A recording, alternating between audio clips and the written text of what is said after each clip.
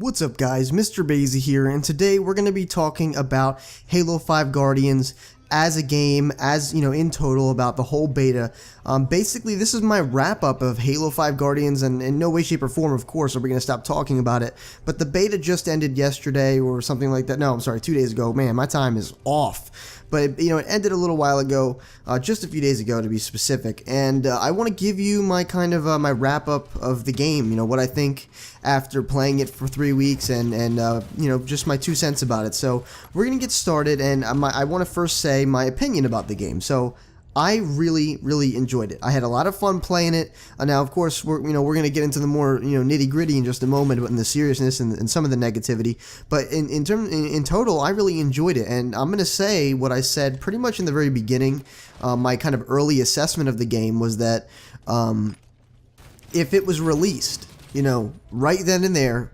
If this is the game that we were to get, the entire beta we all experienced. Oh, those of us that experienced it, if this is what they gave us right off the bat, I wouldn't be upset. I really wouldn't be mad. I do realize that there are some things that are problematic. There are some things that need a bit of tweaking, maybe some nerfing here and there.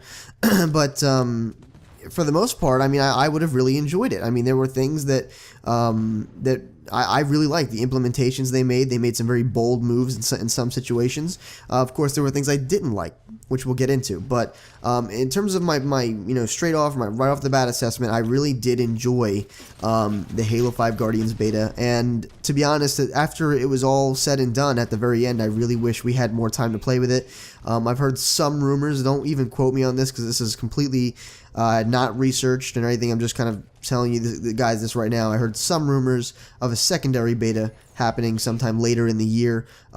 Me personally, I think it would be a great idea. I was kind of discussing this with some of my friends that they should make a secondary beta kind of with all the updates and the changes that they've made, not only to show the community their progress that they've made from this point, right after this, all the suggestions that we've made, all those things, all that kind of stuff. It would be really cool to see what they've done and to get feedback. So it would be important to have this second beta sometime. When they say fall 2015, I'm assuming September, November, something like that. So it would be beneficial to have it maybe sometime around July, or maybe not August or anything. That would be, I think, a bit too late to make some seriously drastic changes if anything is too crazy. But July, June, somewhere like that, because I think that would be really a good time to have it. Kids are, a lot of people will be off on summer vacation, so you'll have a lot more people playing it. More people will have much more time to play it, so there's going to be a lot more feedback in terms of useful feedback, I would say, in terms of, what is going on with the game and how it's closer to release at that point. How are you doing? It would be a good idea. So we're going to move on to kind of what I would like to happen, because that would be really awesome. I know a lot of other people would like to see that happen too, but we're going to get into, and I know that I've discussed this a lot even before Halo 5 Guardians even came out, was the maps. Now, I'm still a bit concerned because they're skating on very thin ice here, in my opinion, in terms of these variations. Now, they said we'd see 7 new maps. I would argue that we only saw about 5, okay, 5, because you get the 2 maps, Truth and Empire, which Truth is the kind of remastered midship, or sort of a slight variation of the older midship, it plays very good. Now that I've gotten used to it, I don't get tripped up on the ledges anymore, so that's a good thing. I'm able to maneuver the map a lot more fluidly like I used to in the old days. But so we saw those 2 maps, then we saw their variations, and then we saw 2 Forge maps, which essentially, I don't even, you could call them new maps, but they're not like, in-game engine maps. They were kind of just giving us a taste of what is capable in Forge, and I'll touch on Forge a little bit later on those particular maps, because I have some interesting things to say about those. And then we saw that, I still don't know what it's called, because for some reason I could never get into that playlist. I always got lagged out or kicked, or just would never connect me into it, so I was never able to play any of the objective or the breakout playlist or anything like that, because it just wouldn't let me play it for whatever reason. So that was a slight issue, but I did get a bunch of other gameplays, of course, in terms of just Slayer. But then we had that map, so I was kind of disappointed I didn't get to play that, because that was one of the maps early on, even before the beta came out, that I was really excited about playing just because of the way it looked.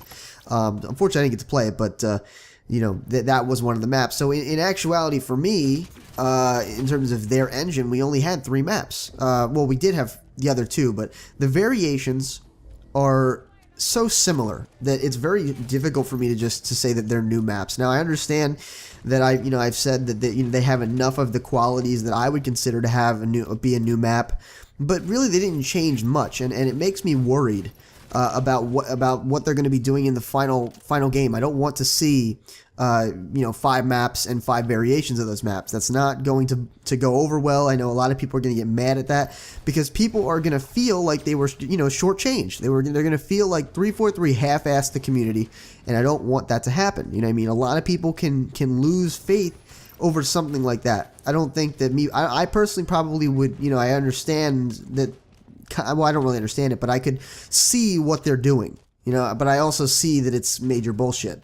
So I really hope that that's not the case. I hope that they are able to wise up to that. 7, 8 maps, hopefully 9, maybe more, but 7 or 8 maps I think would be good. And then if you want to do variations of some of those maps after that, go ahead and do that. But focus on the maps first. Make sure you get the different maps, they can be in the same environment and everything, but they have to completely differ from each other, you know what I mean?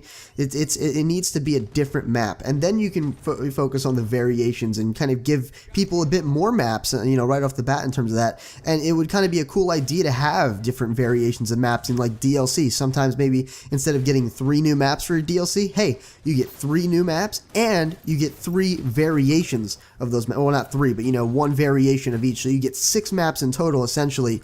And I think that would be a pretty cool thing. I mean, they wouldn't have to do too much extra work. It would be a slight change to some maps. The Eden one, all they did was make it dark and add a few bridges, to be perfectly honest. They adjusted some heights and things like that.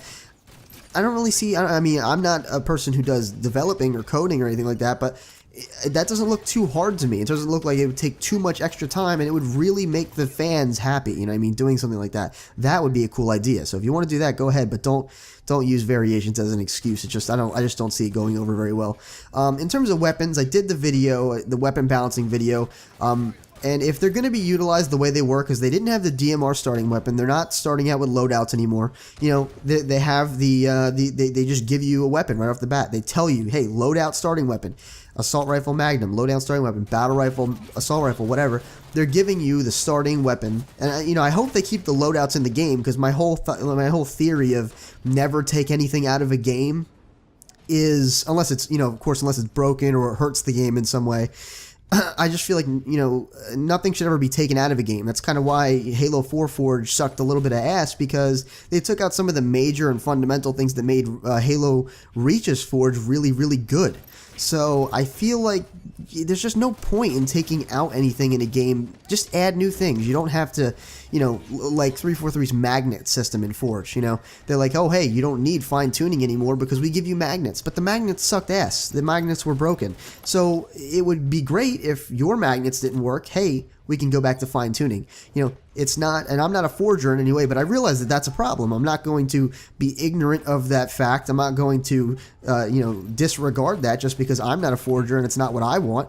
That's something that was very prevalent in the community. Hey, you took out something that was really, really great for the community, made the maps real smooth. You put in magnets and you made it really difficult for people to make good maps because nobody used your magnets. They sucked. I even knew they sucked. I was like, wow, these things are terrible. But if you want the magnets in the game, why not? I don't see the problem with it, but don't frickin' take out the good stuff. That's what that's my whole point. Don't take anything that works or that's good or anything.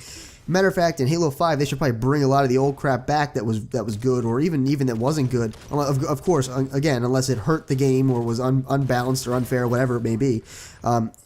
Just because. There's no point in taking it out. So in terms of the weapons, I thought that they were very good. They were very balanced in terms of that respect. If it's in that respect with no loadouts and the DMR's a pickup, the light rifle's a pickup. We haven't seen the carbine, but I'm not sure how powerful the carbine would be. But if it's very powerful, again, have it be a pickup. I think that that's great. DMR light rifle, I love having in the game. There's a lot of great uses for it, just because of the fact that it's really awesome. It's okay if the DMR is a little bit overpowered, especially by the amount that it is. Really, right now, it's not very overpowered in terms of Halo 4. that is a huge difference from the Halo 5 DMR, just right off the bat. And we're talking a beta, so they have a year to decide what they want to do with that. But you know, right now, even though, again, I would like to see them be more balanced so that they would be utilized for their advantages and disadvantages, I wouldn't have a problem if it stayed the way it was, because literally, it's not a starting weapon. That's the main point here, is it's not a starting weapon, it's used as a power weapon, and it's something that can be utilized in that way. If it's a starting weapon, that becomes a problem, because everyone will have it right off the bat. Of course, everyone's going to choose it, and it's going to be a problem all over again. So the fact that they're not doing loadouts, I think, is a pretty good idea, but I don't think they should take it out. I think that they should have playlists that still have loadouts, and I think that they should have custom game options that allow loadouts to be used. Again, the whole theory, don't take it out because it's not worth it. You know, you don't need to take that out. That would just be a decision based on the fact that, hey, it's not like black and white, you know what I mean? It's not like, do you want loadouts or do you not want loadouts? Well, it's really up to the person, isn't it? Because if you take it out, you've made the decision for them. You're not really giving the decision to the individual, to the community. You're just kind of making the decision for them. So I'm a big, you know, supporter of a developer giving the individual the options that they deserve or that they want in a you know, in the custom game options. It doesn't necessarily have to be utilized in playlists or social gameplay, casual gameplay, competitive, whatever. It doesn't have to be utilized there. Or I should say in the matchmaking playlists, as you know, in totality, the matchmaking playlists. It doesn't have to be utilized there, but it does. I think it should be there. There's no reason to take it out. Just because it's not in matchmaking doesn't mean it shouldn't be there. Just like territories, you know, I don't remember if in Halo 4 territories was there, but I'm pretty sure territories was not in Halo Reach, if I'm not mistaken. They had it for a slight amount of time, but it was still in the game. You know, actually, I think territories still is in Halo 4 and the Master Chief Collection as well. And for the games that supported it back in the day. And so, yeah, that's a great example. I haven't seen territories in matchmaking since like Halo 3, you know, in terms of legitimate constant territories where you could go and play that. You know, I haven't seen that since Halo 3, but it's still in the game. You know, it's something that, of course, I mean, in that respect, it's not something massive or major that they've decided not to take out, but that's a great example right there. Territories is in the game, and they're not even, you know, playing with it. So I don't see why they can't do other things like that. I don't see why they're, again, I keep going back to this. I hate to be so redundant, but I think it's just such a great idea. And some of you have expressed the same thoughts as well in the comments in my previous videos, but, you know, that on-off switch, toggleable abilities, just those three that I mentioned before, guys, just sprint, descope, and in this particular game, thrust, because if they force you to use thrust all the time, it would be great to turn that off willingly, you know, in custom game. That'd be fantastic. There's a lot of discrepancy and a lot of skepticism about how those things are going to be used and whether they'll break or make the game, and it would really solve a lot of problems, especially for people that like to do custom games, that like to do you know, more hardcore or classical style playlists, or even the competitive community. It's great to give the competitive community that kind of option. I don't mean to discount the social players or casual players, but in terms of the competitive community, it's totally based off of having good maps to play on, Forge being good, having good custom game options. That's what the competitive community is about. It's being able to customize a competitive enough game. And I feel like that would really do it. Being able to turn on and off those controversial topics right there is really massive right there. I'm serious. Like, you can implement as many other on and off things as you want, because I'm sure it'll make the game great. But those three things right there, I think, will make a massive difference in terms of the popularity of the game and how satisfied people are with the game. So, in total, guys, I really enjoyed the beta. I think that there's a lot of headroom here. I think there's a lot to go off of. And I'm excited to see what 343 has up their sleeve this time. I mean, all of those things people are saying that Halo 2 is going to be, you know, or Halo 5 Guardians is going to be 343's Halo 2. I'm kind of seeing that now. I'm kind of getting that vibe, you know what I mean? I'm feeling it, and you know, I'm very, very excited to see what's going on, and I don't mean to sound overly optimistic. I don't mean to sound like a fanboy. I'm just stating what I've seen, what the potential there is for the game. We'll just have to see the kind of implementations that 343 decides to make, and really, you know, shows us their goods there, because, you know, towards the end of the game, if they make some seriously big implementations, especially if I hate to sound, you know, say that I'm just some sort of idea guru or someone who knows what's going on, but I feel like if they made those kind of implementations, they brought back some old things, they introduced some new things, they introduced the toggle system, All those things would make for a massively customizable game, and I think it would satisfy both the casuals, the competitives, the veterans, and the newbies, guys. So I really think that those would be great ideas. Let me know what you think in the comments. I'd really like to hear what you guys have to say. Either way, guys, this has been Mr. Basie, your favorite sage, and as always, I'll see you in the next video.